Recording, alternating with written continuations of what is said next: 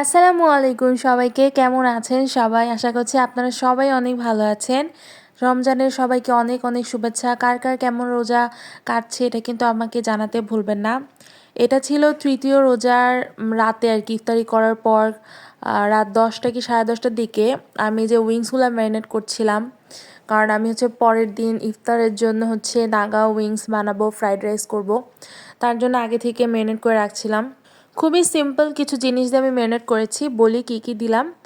গোলমরিচের গুঁড়া, গরম মশলা গুঁড়া, গুঁড়া মরিচের গুঁড়া, লবণ, এরপর দিলাম সয়া সস, আদা রসুন জিরা বাটা, একটা লেবু দিয়ে ভালোভাবে মাখিয়ে নিচ্ছি। খুবই সিম্পল ছিল সব কিছুই। দেন ম্যারিনেট করে আমি রেখে দিচ্ছি পরের দিন ইফতার পর্যন্ত। এটা সকালবেলা ঘুম থেকে উঠে দেখি আব্বু এগুলা মাছ নিয়ে আসছে, 5 মিশালি মাছ এগুলা। তো এগুলোকেও পরে কাটা হলো। এই যে কেটে সুন্দর করে আম্মু এখানে রেখে দিয়েছে। এটা বাইম মাছ, একদম সুন্দর করে কেটেছে, কি সুন্দর লাগছে না দেখতে।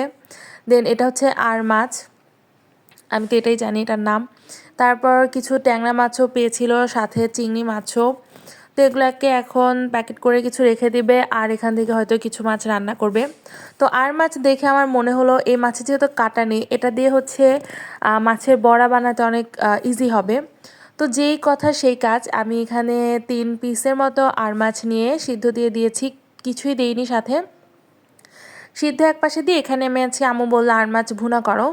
তো সেখানে আমি আর মাছটা ভুনা করছি সিম্পলভাবেই। এই একটা মাছ যেটা কিনা আমরা ভেজে রান্না করি না, কারণ আর মাছ ভাজতে গেলে কেমন জানি ভেঙে যায়।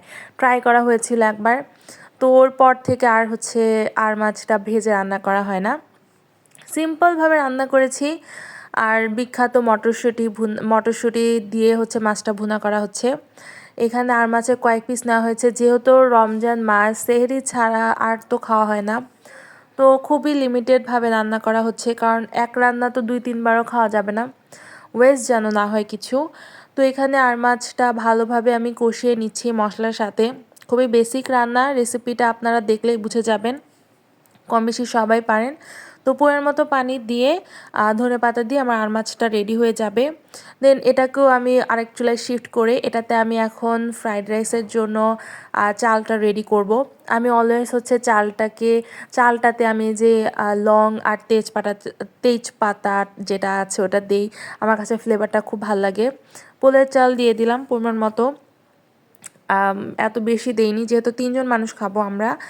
তো এইদিকে আমি হাফ না 80%-এর মতো সিদ্ধ করে নিয়েছি। দেন আমি এখন ঝরাতে দিয়ে দিয়েছি একটা ছাঁকনিতে।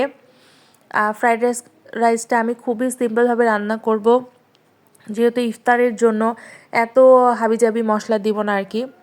তো চালটাকে আমি ঝরাতে দিয়ে এখানে আমি আর মাছের বড়াটা করে নিব। কি কি দিলাম, আর মাছটাকে ভালোভাবে আমি ভেঙে নিয়েছি, কাঁচামরিচ দিলাম, পেঁয়াজ দিলাম, এটাতে আমি বেসন আর চালের গুঁড়ো একসাথে মিক্স করে রেখেছিলাম সেটা দিলাম, আদা আর রসুন বাটা দিয়েছি, গরম মশলা দিলাম, জিরা গুঁড়া দিলাম, আর একটু গোলমরিচের গুঁড়া দিলাম, পরিমাণ মতো লবণ দিলাম, দিয়ে এখন ভালোভাবে মিক্স করে নিব।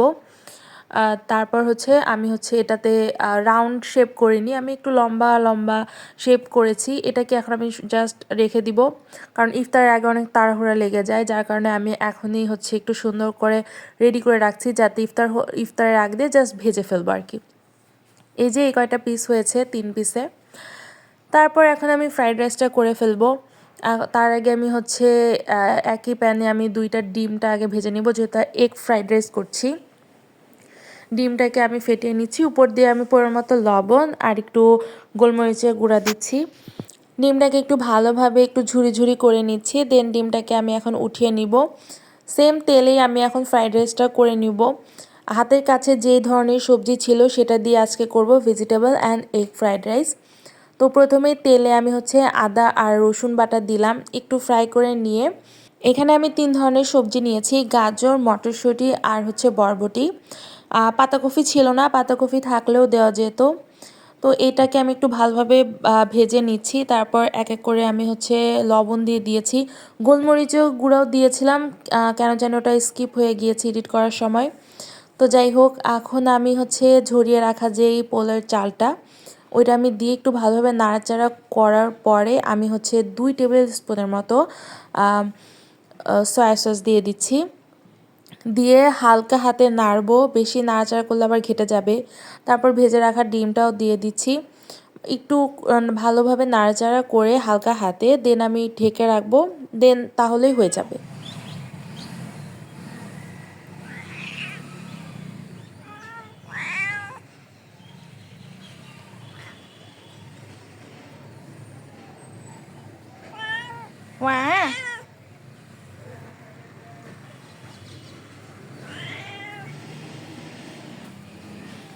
এই রোজার মাসে মানে আমি প্রথম দিন আসছিলাম ছাদে, আজকে আবার আসছি। আমি আজকে আসছি নাগামরিচ নিতে, নাগা উইংস বানাবো। এই জন্য বেশি একটা ঝাল দিব না, বাট ফ্লেভারের জন্য একটা নিব। এটা কি পোকা খাইছে মনে হয়, এই যে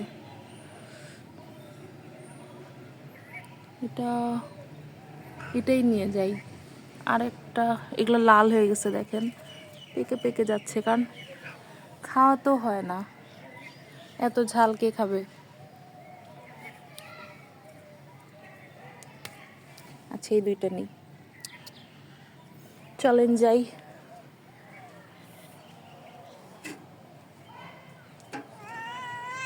চলো যাই যাই যাই, চলো যাই, চলো নিচে যাই। হ্যাঁ আসো,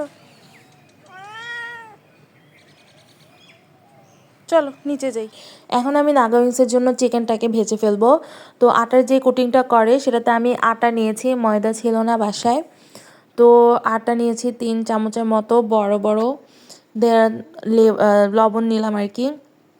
তারপর হচ্ছে 1 টেবিল স্পুনের মতো হচ্ছে মরিচের গুঁড়া নিয়ে ভালোভাবে মাখিয়ে নিয়ে, আগে থেকে ম্যারিনেট করে যেই মুরগিটা ছিল এটাকে বের করে আরেকটু হালকা হাতে একটু মাখিয়ে নিয়ে, তারপর আমি একটু ডেবে ডেবে আটাটার সাথে হচ্ছে চিকেনটা একটু ভালোভাবে মেখে নিচ্ছি। কয়েকটা একটু তাড়াতাড়ি করে করে ভাজতে দিয়ে দেন বাকিগুলো একসাথে করে রাখবো। আমি একদমই যে খুবই গরম তেলে দিচ্ছি তা না, গরম হয়েছে তেল, তারপর আমি দিয়ে তেলটাকে আমি এখন একটু কমিয়ে দিয়ে দেন ঢেকে দিব, যাতে সিদ্ধ হতে হবে। আর মেরিনেট করে রাখার কারণে মুরগিটা কিন্তু ফ্রাই হতে একদমই সময় লাগেনি, আমার 12 থেকে 15 মিনিটের মতোই হয়ে গিয়েছে, আরও কম হবে, আমি হয়তো টাইম ম্যানেজমেন্টে একটু ভুল করছি। খুবই কম সময় হয়েছে, কিন্তু খুবই ভালো ভাজা হয়েছে অ্যান্ড খুবই ভালো মানে সিদ্ধ হয়েছে। এখন আমি বাকিগুলা হচ্ছে আটার সাথে কোটিং করে রেখে দিচ্ছি। আর আমার হচ্ছে একটু ঠান্ডা লেগে গিয়েছে, যার কারণে আমার ভয়েস ওভারটা একটু হয়তো ভিন্ন রকম শোনা যেতে পারে, বাট আমার একটু কথা বলতে অসুবিধা হচ্ছে। তো এইদিকে আমি হচ্ছে সব কিছু প্রিপারেশন নিয়ে নিয়েছি, সব কিছু ভাজার জন্য একদম রেডি। বেসন গুলিয়ে রেখেছি, পেঁয়াজের জন্য বড়া একদম মেখে রেখেছি। তো ফার্স্টেই আমি হচ্ছে মাছের বড়াটা আগে ভেজে নিচ্ছি। মাছের বড়াটাতে কিন্তু আমি কোনো ধরনের মানে আলগাভাবে যে বেসন দিয়ে মুড়িয়ে ভেজেছি বা ডিম দিয়ে ব্রেড ক্রামস দিয়ে ভেজেছি তা না, একদম ডিরেক্টলি ভেজে নিয়েছি। আপনারা চাইলে ওইভাবে ভাজতে পারেন। এই তো আমার চিকেনগুলো একদম রেডি ভাজা। এখন নাগামিক্সের জন্য সসটা রেডি করা যাক। এটাতে আমি 1 টেবিল স্পুনের মতো আদা রসুন বাটা দিয়েছি। আর এদিকে কিন্তু আমার আর মাছের বড়াটা একদম রেডি, সেটা আমি আপনাদের সাথে এক ঝলক দেখিয়ে দিলাম। তো চলুন আবার সসে ফেরা যাক। এখানে আমি হচ্ছে 2 টেবিল স্পুনের মতো সয়া সস দিয়েছি। একটু নাড়াচাড়া করার পরে আমি এখন দিয়ে দিব হচ্ছে গুঁড়া মরিচ 1 টেবিল স্পুনের মতো দিয়েছি। তারপর দিয়ে দিব হচ্ছে চিলি সসটা একটু বেশি দিয়েছি। তারপর দিব হচ্ছে টমেটো সসটা তুলনামূলক কম দিয়েছি। তারপর ভালোভাবে নাড়াচাড়া করে হানিটা মানে মধু যেটা ওইটা আমি এখন দিয়ে দিব। যার যেমন মিষ্টি পছন্দ সেই রকম। আমি তো নাগামরিচ মানে উপর থেকে আমাদের ছাদের বাগান থেকে নাগামরিচ নিয়ে এসেছিলাম, পরে ভাবলাম যে রোজার সময় এত ঝালটা খাওয়াটা একদম ঠিক হবে না, যার কারণে আমি জাস্ট ব্লেন্ড করে যেহেতু নিয়েছিলাম আমি জাস্ট পানিটা একটু দিয়েছি ফ্লেভারটা আসার জন্য। তারপরে অনেক মানে আমার কাছে তো অনেক ঝাল লেগেছিলো। এই যে আমি নাগা মরিচের পানিটা দিয়ে দিলাম। তারপর আবার যখন রাত হয়েছে আমি পরে আবার দিয়ে দিয়েছিলাম বাকিটুকু। তো এদিকে আমি আমার প্লেটটা এখন সাজিয়ে নিব সব কিছু দিয়ে। তো আজকের ভিডিওটা কেমন হলো আপনারা কিন্তু জানাবেন। আমি চেষ্টা করছি আমার ইফতারি থেকে শুরু করে সব কিছু রোজার ভ্লগটা আপনাদের সাথে শেয়ার করা। আশা করছি আপনারা ভালো লাগবে। প্লিজ আমাকে সাপোর্ট করবেন, আমার চ্যানেলটা সাবস্ক্রাইব করে দিবেন, আমার ফেসবুক পেজটা ফলো করে দিবেন। ভালো থাকবেন সবাই, সুস্থ থাকবেন। আল্লাহ হাফেজ।